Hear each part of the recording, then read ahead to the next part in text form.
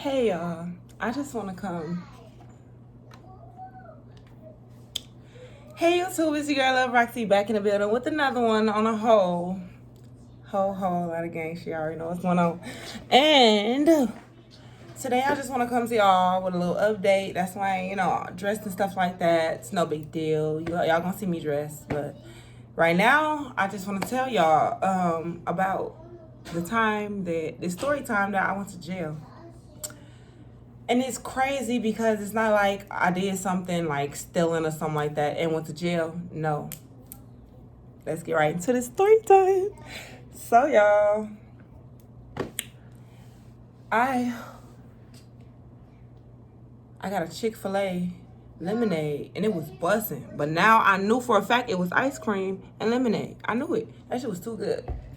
But anyways, so back in right before my accident where I got ran over, I had got into it with my friend. It was a huge misunderstanding, but I was so irritated at the moment that I didn't even feel like explaining the misunderstanding to her. I just was like, you know what? She kept saying, I'm gonna slap you if you pull up. I'm like, you know what? I gotta see it. Got to see it through, my boy. So so I pulled up to our house and we ended up fighting. Like, as soon as she came outside, I was already so irritated. I'm not finna wait on no bitch to come smack me. You feel me? So I was already ready. We ended up fighting as soon as she came outside. Her sister ended up jumping in and ended up macing me too. Like, come on now, y'all jump me and mace me, and they say nobody but me and my baby. Super weird. But I had a warrant for that because I called the police after I left the house. And I told them, but then they tried to, put it back on me, like, oh, she came here with the problems, even though I was picking up my baby. They like, either way, push come to shove, I had a warrant for that. That's why I went to jail. But the story time is specifically about the jail.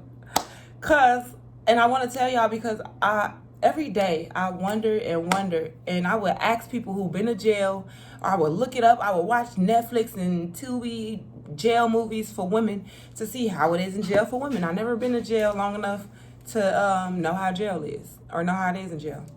I know how they operate. I don't to know anything. I always thought like it's super sweet for women just because we women, men in there probably fighting, but what woman gonna be in jail like, yeah, I want to fight every day? Like, I don't know. I had no idea.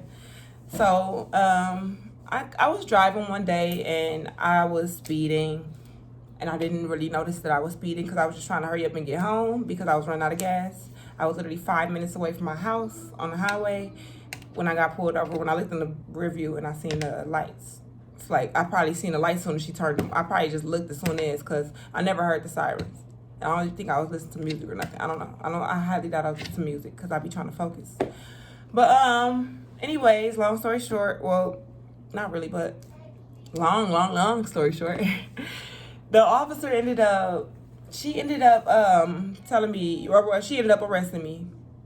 Asked me to step out the car, all nice and stuff. Made it seem like she wasn't gonna arrest me. Then she put your hands behind your back. Bitch, what? Excuse the fuck out of me? Hold your horses. But I'm glad I had already texted my friend because my baby wasn't with me. She was with a babysitter already. She was with her stepdad already, so that was perfect for me. I just lost my train of thought. I be going blank.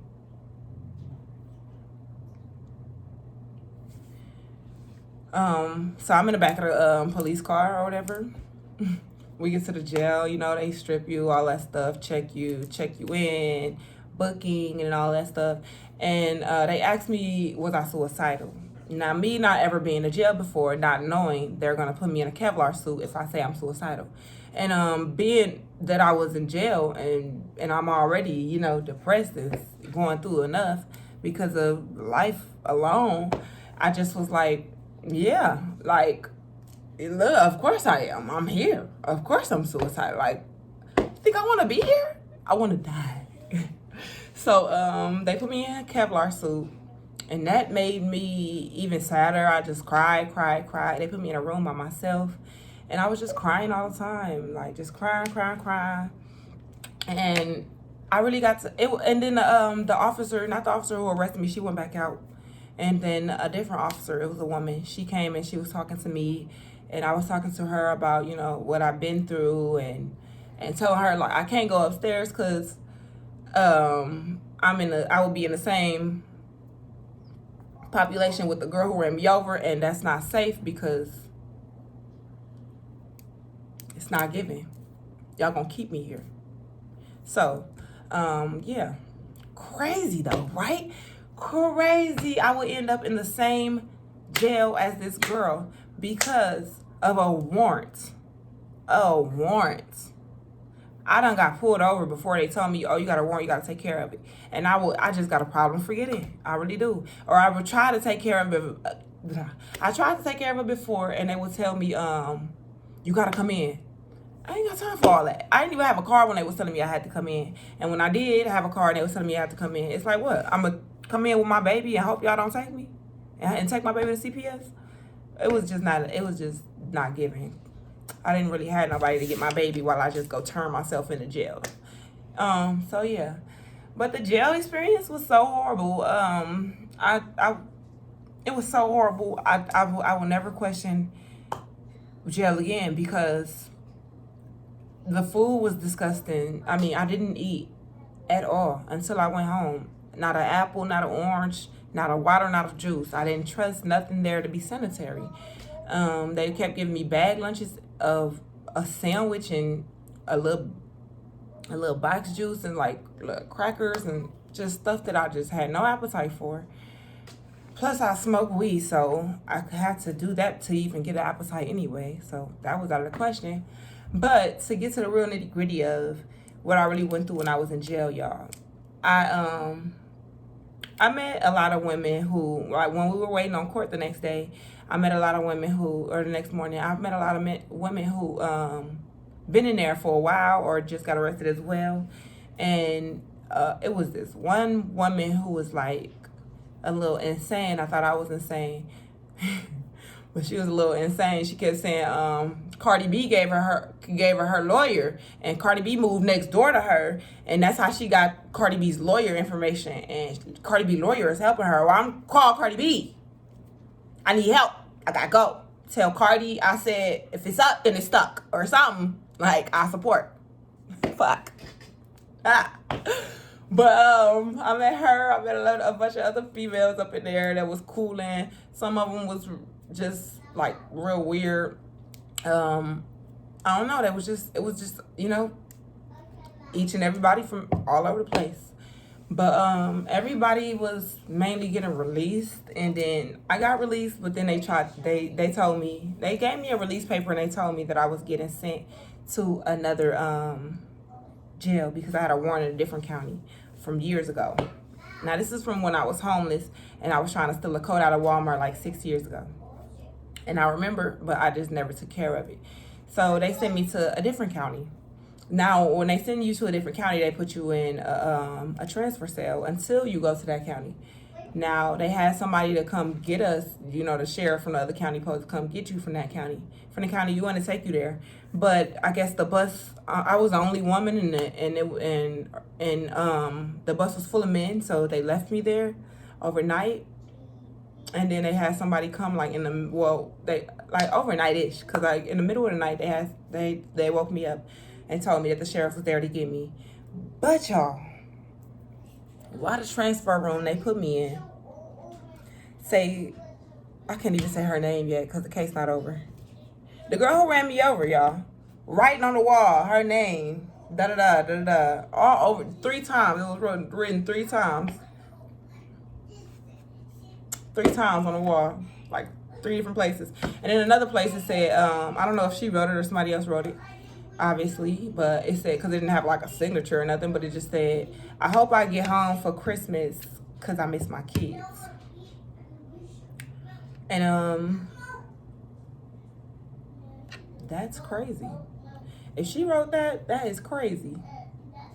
I understand you missing your kids, but thinking you finna get out is crazy. Insane. I think I'm insane.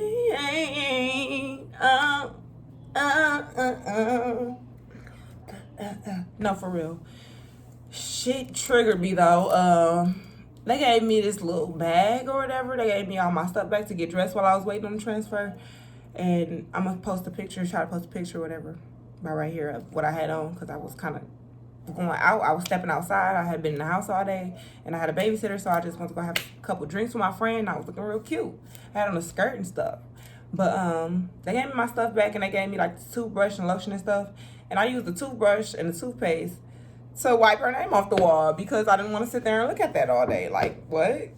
That's crazy. What are the odds they put me in a room that she wrote her freaking name all over? So the petty in me took over, and I wrote Big Roxy. Big Roxy blood fave. But that was just me being petty because I don't know. I don't know why. Trauma, hurt, pain. Shit. The most I did, hell. But yeah, then they transferred me to another county, and that county was way better. They had me sitting in a holding cell the entire time we was there. All of us was just sitting in a holding cell, and they went to go pick up a couple other girls. We were all talking and stuff. I think, to be honest, in women's jail, because it wasn't nobody trying to bully me. It wasn't nobody trying to come off too strong or nothing. Everybody was trying to get out. Everybody be trying to get out of jail. Nobody want to stay in jail. So I think only the people who got like life in jail or a whole bunch of time be trying to mess with the people who don't got a lot of time, because they know they going back into the world soon, and they know they not.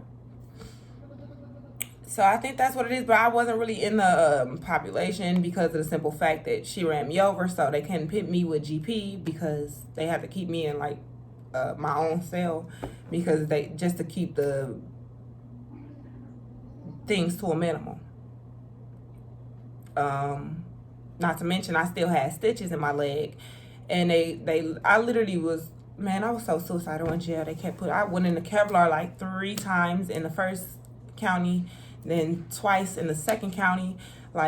But I'm not gonna lie, y'all, that Kevlar is the only thing that kept me warm, because it's so cold in them cells. They put you in a cold place on purpose. Like, when you come out that cell, where they at, it's not that cold.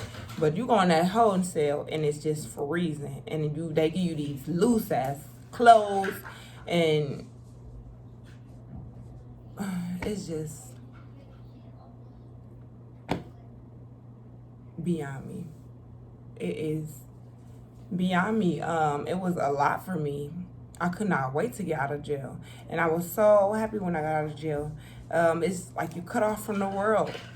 You don't get real food, and it's real life horrible. It's not something that you would want, and that made me feel like I'm getting my justice, because at the end of the day, I don't know. I don't really too much care to judge somebody and say like, oh, this is justice, this ain't justice, but and you are wrong, so this is it. Like, I don't feel that way.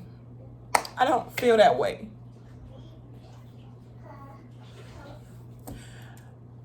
I don't know why she did what she did. I don't know if it was an accident.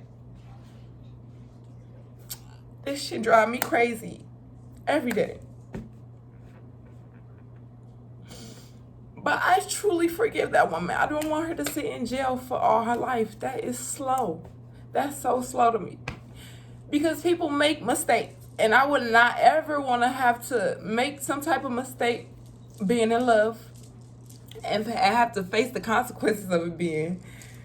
You know, I would hate for my consequences to be so hard on me for my first mistake. Or I don't know. I don't know, but go get your towel.